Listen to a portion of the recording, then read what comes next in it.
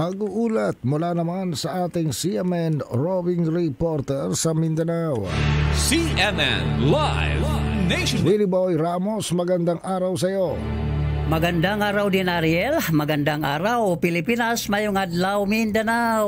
Umabot sa 474 na mga marginalized farmers sa North Cotabato na bigyan ng mga farm inputs mula sa provincial government sa ilalim ng Humanitarian Intervention Program ni Governor Emilio Mendoza. Mga binhing palay at binhing mais ang ipinagkaloob ng provincial government at may kasama pang durian seedlings.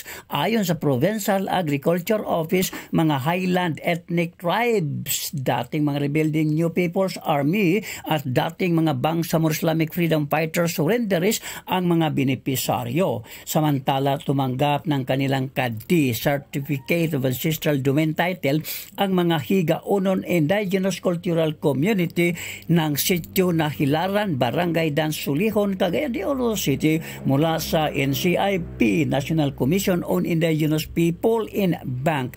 Ang CADT ay yaong formal na pagkilala na ipinagkaloob ng NCIP bilang may karapatan sa kanilang inangking mana mula sa kanilang mga ninuno na inihiwalay mula sa CADC or ang Certificate of Ancestral Domain Claim na nakasaad sa Indigenous Peoples Republic Act.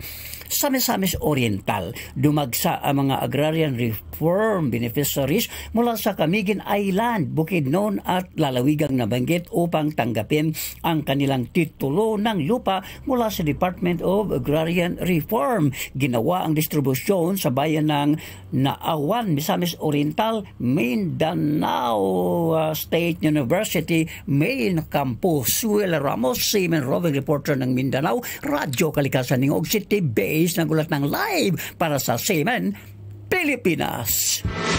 CMN Live Nationwide. Maraming salamat. Willie Boy Ramos, ang ating CMN roving reporter sa Mindanao.